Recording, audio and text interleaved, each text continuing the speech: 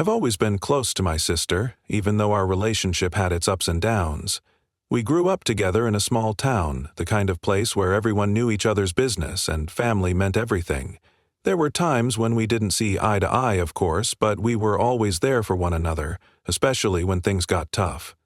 Our childhood wasn't perfect, but we managed to make it work. We learned to lean on each other in ways that, at times, felt like a lifeline. When Emma was born, I knew that things would change. My sister, Claire, had always been the adventurous one. She loved to travel, take risks, and, when she was younger, seemed to float from one opportunity to another, never staying in one place for too long. But when Emma came along, things shifted. She became more grounded, more responsible, at least on the surface. She started a family, settled into a stable job at a local marketing firm, and tried to balance being a mom with everything else. It wasn't easy, and I knew that. But she always put on a brave face. As Emma got older, I noticed that Claire's responsibilities were weighing her down. She had a mortgage, bills, and the ever-present pressure of trying to give Emma a life that felt better than the one we had as kids. I always tried to be there, offering support when I could, whether it was helping out with groceries, taking Emma for the weekend, or just being a shoulder to cry on when things got hard. But it wasn't enough. Not always. Claire often seemed overwhelmed, and I couldn't help but feel a sense of guilt. I had a good job in the city, a comfortable life, and I wanted to do more for her, but I didn't always know how. When Emma reached high school, the talk of college started. It was something Claire had always dreamed of for her daughter, and it became clear that she was doing everything in her power to make it happen. She and Emma had long discussions about what it would take to get into a good university, the scholarships Emma could apply for, and the grants they could secure. But Claire also knew that there would be gaps. Emma was a smart kid, but money, as it so often is, was the biggest hurdle standing in the way of her dream. I don't know exactly when it happened, but at some point Claire called me, sounding both hopeful and stressed at the same time. Emma had gotten into a prestigious university on a partial scholarship, but there was still a significant amount of money left to cover. Tuition, textbooks, housing, food. It all added up, and while Claire had managed to save some, it wasn't enough to make the dream a reality. That was when she made a request. She didn't want to ask. I could hear the hesitation in her voice, but she needed help. "Jill," she said, "I know you've got a good job, and I don't want to put you in a tough spot, but Emma really deserves this. She's worked so hard, and I can't let her down. I need help with her tuition. I don't know what else to do. I'm afraid she won't be able to go at all if I can't figure this out." The conversation hit me hard. Emma was a bright, hard-working kid who had earned her place at this university, and it felt like the world was on the brink of something amazing for her. I'd always supported my niece, watched her grow from a shy little girl into an ambitious young woman, and it tore me up inside to think that financial struggles might stop her from going after her dreams. I knew I couldn't let that happen. Without hesitation, I agreed. I didn't even think about the money. I just wanted to help. "Don't worry about it, Claire," I said, my voice firm with determination. "I've got you covered. I'll pay for Emma's tuition. You just focus on getting her ready for school. This is her chance, and I won't let finances get in the way." Claire's relief was palpable, even over the phone. "Are you sure? I just don't know how to thank you." "You don't have to thank me. We're family, Claire. I want to do this." And that was it. We discussed the logistics, how the money would be transferred directly to the school's account to avoid any mishaps, and I made sure she knew that I wanted her to use it strictly for Emma's education. There were no strings attached, no repayment necessary. It wasn't a loan. It wasn't something that would come with expectations. I wanted to help, and it felt good to be able to offer that kind of support to my sister and niece. It wasn't just about the money. It was about ensuring Emma had the chance to go to college and build a better future for herself. For a while, everything seemed fine. Claire seemed so relieved, and Emma was excited about the future. She started packing up for her new adventure, and I could see how much this opportunity meant to her. She and I had a few long talks about what college would be like, what she was hoping to study, and how she would adjust to life away from home. It was clear that this was a turning point for her, and I was happy to be a part of it. But as the weeks went on, I started to notice some things that made me feel uneasy. Little things at first, like Claire's social media posts.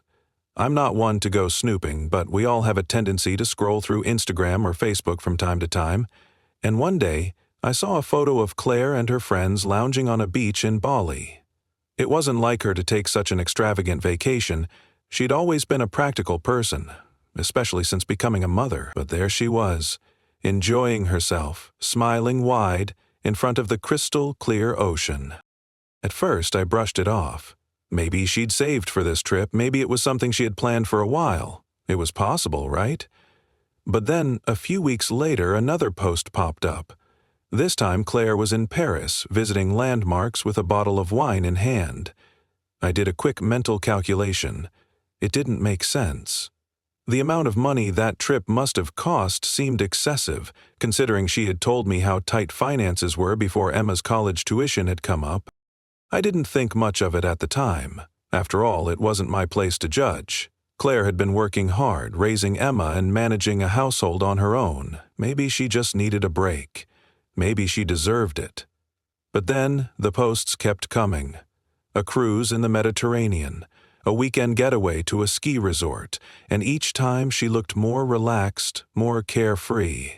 It seemed like she was constantly on vacation, and the thought nagged at me.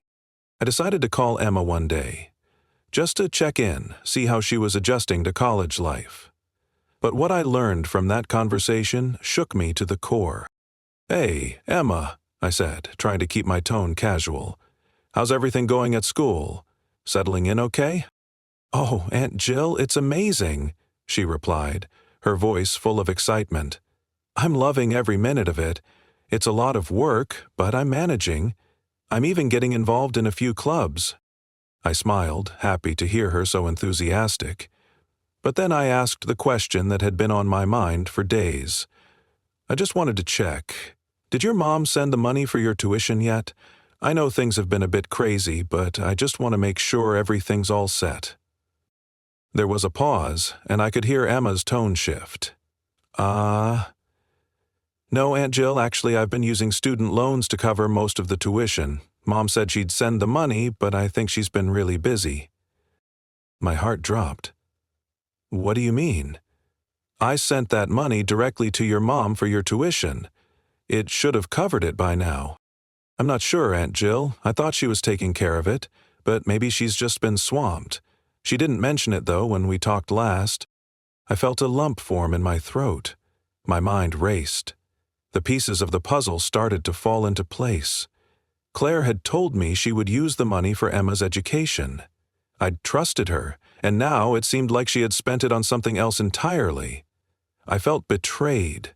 All those trips, those expensive vacations, while my niece was left to rely on loans to cover her tuition. I couldn't understand it. Why hadn't she used the money for what it was intended for? And more importantly, why hadn't she told me the truth? I hung up the phone, my head spinning. What had I gotten myself into? After the phone call with Emma, I was left in a state of disbelief. The quiet hum of my apartment felt suffocating as I sat there, trying to process what I had just learned. It didn't make sense. There had to be some kind of mistake.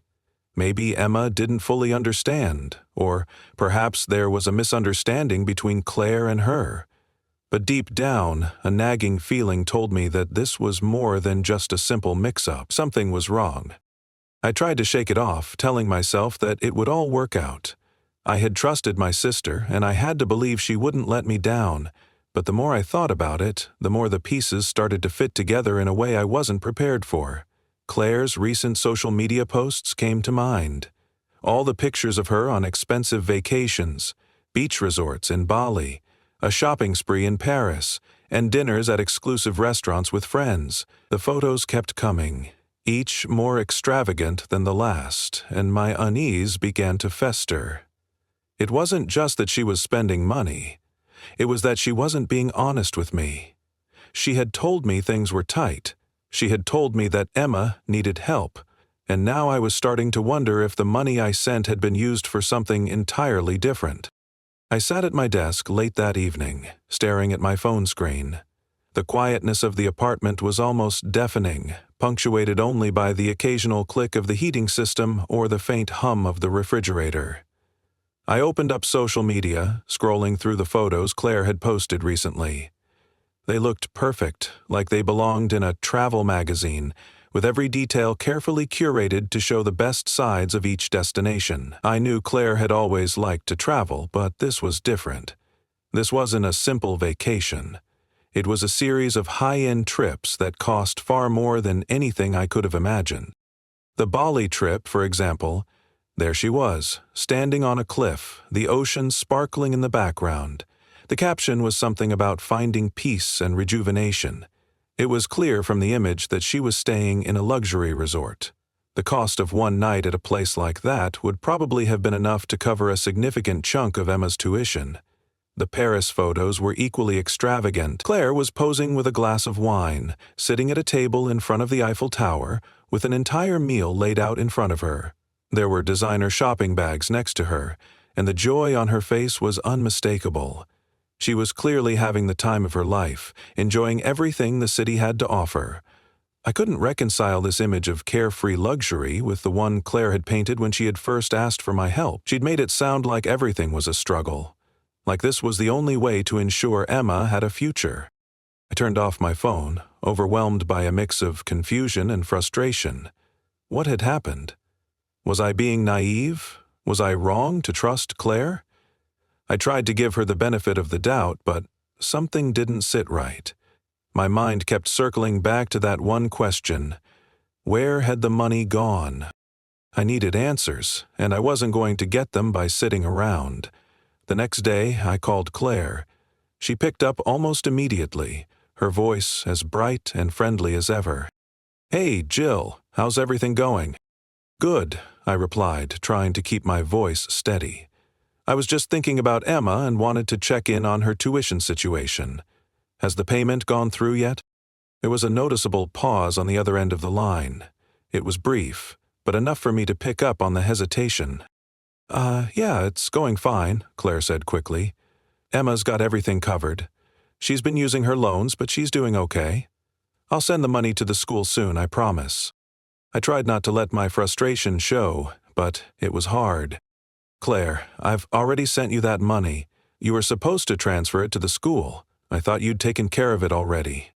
"I will, Jill, I will," Claire reassured me, though her voice lacked the usual conviction. "I've just been really busy with work and, well, things have been a bit crazy. But I'll get it to the school, I swear." I felt my heart sink.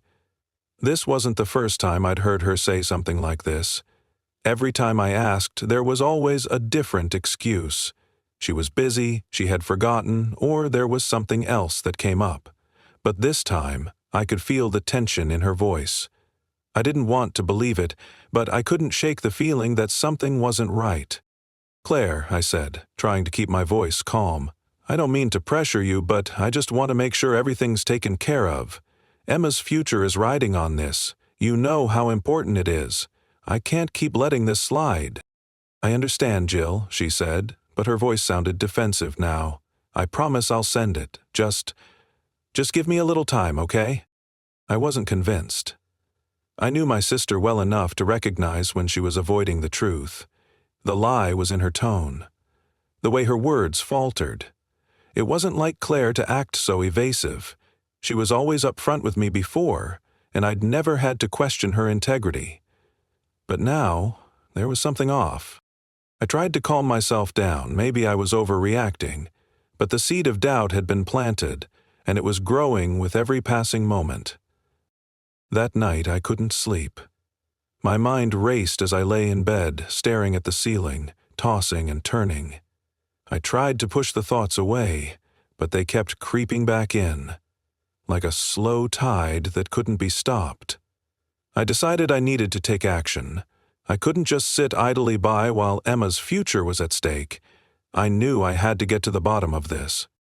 The next morning, I reached out to Emma again. I didn't want to alarm her, but I needed more information. This time I was more direct. "Hey, Emma, I just wanted to follow up on something," I said casually, though my heart was racing. "Did your mom ever say anything about the money I sent? Has she transferred it to the school?" There was a long pause before Emma responded, and I could hear a hint of uncertainty in her voice. "Well, no, Aunt Jill. I've been covering most of the tuition with my loans. I thought Mom would send the money, but she never mentioned it. I don't think she's taken care of it yet." I felt a cold wave of realization wash over me. This wasn't just a misunderstanding. My sister had promised to handle the money, and now Emma was relying on student loans to pay her way. My blood boiled as I pieced everything together. Claire had lied to me. The money I had sent wasn't for Emma's education. It was spent on her vacations, on herself. The worst part was that she hadn't even had the decency to tell me the truth. I wanted to scream, to confront Claire right then and there, but I knew that wasn't the answer. I had to be careful, strategic. I needed to approach this situation without letting my emotions cloud my judgment. I hung up with Emma, my thoughts swirling. I couldn't believe what I had just learned. The betrayal cut deep, and yet part of me had seen this coming. Claire had always been irresponsible with money. She had always struggled with balancing her finances, but I never thought it would come to this. She had asked for my help, promising that it would go toward Emma's education, and I had trusted her. Now she was using that trust to fund her own pleasures. The following day, I couldn't stay silent any longer. I called Claire once again, this time ready to confront her. There was no more room for excuses, no more pretending that everything was fine. I needed to know what had happened to the money. I couldn't just sit by and watch her manipulate me. "Claire," I said firmly when she answered the phone, "we need to talk." The phone call was inevitable. I had spent the last few days turning the situation over in my head, replaying every conversation with Claire, every post I had seen on social media, every moment that led me to this point. The trust I had in my sister had been shattered. I felt betrayed, but I also knew that I couldn't let it go on any longer. I had to confront her, ask her outright what she had done with the money I had given her for Emma's education. This wasn't just about money. It was about my family, my niece's future, and the deceit that had been eating away at everything I thought I knew about my sister. I sat at my kitchen table, staring at my phone. The screen lit up with Claire's name. I had already dialed her number twice and hung up both times, unable to find the right words. But this time, there was no turning back. I had to do it, for Emma's sake. The silence in my apartment felt suffocating as I finally pressed the call button. It rang once, then twice before Claire picked up. Her voice was warm and friendly, almost too friendly. She had no idea that I was about to tear everything down. "Hey, Jill, what's up? How's everything going?" she asked, her voice full of casual cheer, as if nothing was wrong. I forced a smile, even though I knew she couldn't see me. "We need to talk," I said, my tone serious. "Now." There was a slight pause on the other end. I could hear Claire's breath catch, and for a split second, I thought I heard the same uncertainty I had felt in her voice during our last conversation. But she quickly recovered. "Sure, what's on your mind?" I didn't waste any more time with pleasantries. "I called Emma yesterday. She told me you hadn't sent the money for her tuition yet. And Claire, you told me that you would take care of it. You promised me that you would send the money I gave you directly to the school. So what's going on? Why hasn't the money been transferred?" There was a long silence on the other end. I could hear Claire shifting in her seat, a faint rustling of fabric as she seemed to gather her thoughts. I could almost feel her scrambling for an answer. "Jill, I told you, I've just been really busy lately," Claire began, her voice sounding defensive. "Things have been hectic with work, and with everything going on, I haven't had a chance to take care of it yet. I know I promised you, but I will. I'm getting to it, okay?" "No, Claire, this is not okay," I interrupted, my voice shaking with frustration. "Emma's education is riding on this money. You made it sound like everything was fine, but Emma's been using student loans to cover her tuition. Do you understand what that means? You told me you needed help for her education, and I trusted you. I gave you that money, and now you're telling me that you've been too busy to transfer it? That's not good enough. That's not an excuse. I could hear Claire sigh heavily on the other end. The sound almost defeated, but instead of coming clean, she tried to shift the blame. Jill, you don't understand.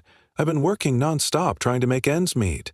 It's not easy, okay? I haven't had a chance to get it all sorted out. And I've had other things on my mind too, like trying to give myself a break for once. I've been taking care of Emma all these years, working myself to the bone. I thought I deserved a little vacation time. The words hit me like a slap to the face. Vacation time. She had been spending money on herself while her daughter's future was on the line. The sheer audacity of it made my blood boil. I wanted to scream at her, to demand that she take responsibility for what she had done, but I couldn't let my anger take over. I needed to stay calm, to make her face the consequences of her actions. "You've been taking care of Emma?" I asked, my voice laced with disbelief. "Really, Claire? Because from where I'm sitting, it looks like you've been spending all that money on yourself. You've been posting pictures from Bali, Paris, and who knows where else, while Emma is struggling to pay her tuition. You promised me that you would use that money for her education, and instead you've been using it to fund your vacations. Do you honestly expect me to believe that you're too busy to send the money? Do you think I'm that stupid?" There was another long silence, and I could hear Claire breathing heavily, her breath shaky. It was clear that the truth was starting to sink in. The defensive tone she had used before was gone, replaced by something darker, something more desperate. "Jill, please," she begged, her voice now filled with a mixture of guilt and frustration. "I didn't mean for this to happen. I didn't. I just needed a break, okay? I've been so stressed out and I thought I could do something for myself for once. I thought I could take a little time off, go on these trips. I thought Emma would be fine with the loans. I was going to send the money, I swear. I needed to feel like I was doing something for me." I could feel the tears welling up in my eyes, but I quickly wiped them away, refusing to let my sister see how deeply hurt I was. "You're selfish, Claire. I trusted you with this money and you betrayed me. You betrayed Emma. This isn't about needing a break. This is about you choosing yourself over your daughter. Emma deserves better than this." There was a tremor in Claire's voice as she spoke again. I know I messed up. I didn't mean to hurt anyone. I was trying to keep everything together, and I lost sight of what really mattered. I don't know what to say, Jill. I don't know how to fix this. The truth hung in the air between us, heavy and suffocating. It wasn't enough for her to apologize. It wasn't enough for her to just say that she messed up. This wasn't just a mistake. It was a deliberate choice, one that she had made over and over again while Emma's future hung in the balance. "I don't know how to fix this either," I said quietly, my voice tinged with bitterness. "But I do know that you need to make things right. If Emma has to take out loans, you need to make sure she's not paying for your mistakes. You owe her that." Claire fell silent, and for the first time in the conversation, I heard her start to cry. The sound was almost unbearable. Soft, muffled sobs that seemed to come from deep within her. I couldn't decide if I felt sorry for her or if I was just angry at her for making me feel this way. "Jill." "I'm sorry," she whispered. "I really am. I don't know what's wrong with me. I just lost my way." I wanted to yell at her, to tell her that sorry didn't fix anything, that the damage had already been done. But the truth was, I wasn't sure how to fix it either. We were past the point of just saying sorry and moving on. The trust between us had been shattered, and even if Claire did transfer the money now, it wouldn't be enough to erase what had happened. Emma deserved better. She deserved a mother who would put her needs first, not one who was more concerned with vacations than her education. "I'll talk to Emma," I said, my voice cold. "You better figure out how to fix this. But don't expect me to forget what you've done. You've broken my trust, and I don't know if that can ever be repaired." With that, I hung up the phone. The line went dead, and I was left alone with the weight of everything that had just transpired. The confrontation had been inevitable, but it didn't bring the sense of relief I had hoped for. Instead, it left me feeling empty, hollow. I had confronted Claire, but nothing had changed. The damage had already been done. As I sat there in the silence, I thought about Emma. Her bright future now hanging in the balance because of her mother's choices. I knew I had to be there for her, but I also knew that the relationship between Claire and me had been irrevocably changed. Maybe, just maybe, this was the wake-up call she needed. But a part of me wasn't so sure. The silence after I hung up with Claire felt suffocating. I sat there, staring at the phone in my hand, my fingers still trembling. There were so many emotions swirling inside of me: anger, disappointment, and an overwhelming sense of sadness. The confrontation I had dreaded for so long had finally happened, but it hadn't brought the sense of relief I had hoped for. If anything, it left me with a heavy feeling, like a weight on my chest that I couldn't shake off. I had done the right thing, hadn't I? I had confronted Claire, made her face the consequences of her actions. And yet, all I could think about was Emma. My niece, the one who had been depending on her mother to do the right thing, had been caught in the middle of our mess. Claire had chosen herself, her vacations, over her daughter's future. And no matter how much Claire apologized, no matter how much she cried on the phone, I knew that Emma's education, and her trust in her mother, was now irrevocably damaged. I stood up and paced around my apartment, trying to clear my head. I needed to make a decision, and I needed to make it fast. Emma had no idea what had been going on behind the scenes. She trusted Claire, and while she might have sensed something was wrong, she had no clue that her mother had been using the money I had sent for her tuition on vacations instead. How could I protect Emma from the consequences of this mess? What could I do to ensure her future didn't end up like this? I picked up the phone again, this time dialing Emma's number. The phone rang a few times before she picked up, her voice warm and familiar, but tinged with the exhaustion of a college student juggling work and school. "Aunt Jill?" she answered, a smile in her voice. "What's up?" I hesitated for a moment, unsure of how to proceed. I didn't want to make Emma feel like I was attacking her mother, but I also couldn't hide the truth from her. I had promised to help, and now I had to follow through. The consequences of Claire's actions couldn't be swept under the rug, not this time. "Hey, Emma, I just wanted to check in with you about your tuition," I began, trying to keep my voice calm. "How are things going? Have you heard anything from your mom?" There was a slight pause before Emma responded, her voice laced with uncertainty. No. She told me she was going to send the money, but I haven't seen anything yet. I've been using my loans to cover the rest of it. I thought she would get it to me by now." I took a deep breath, the weight of what I was about to say hitting me like a brick to the chest. "Emma, there's something I need to tell you, something I've just found out." I could hear Emma's intake of breath on the other end of the line. Her tone shifted from casual to alert. "What is it, Aunt Jill? What's going on?" "Your mom," I started, unsure of how to put it delicately. "She didn't use the money I sent for your tuition. She's been using it for other things. She's been going on vacations and spending money on herself instead of putting it toward your education." There was a long silence. I could practically hear Emma's brain trying to process the words. And then the floodgates opened. "What?" Emma's voice cracked with disbelief, the sound of her confusion and hurt clear in every syllable. "No, that can't be right. Are you sure? Why would she do that?" "I'm so sorry, Emma," I said, my heart breaking for her. "I wish I didn't have to tell you this, but I have to be honest with you. I trusted your mom to handle this, and she didn't. She promised me she would send the money to the school, and instead, she used it for herself. I know this is a lot to take in, but I had to let you know what's been going on."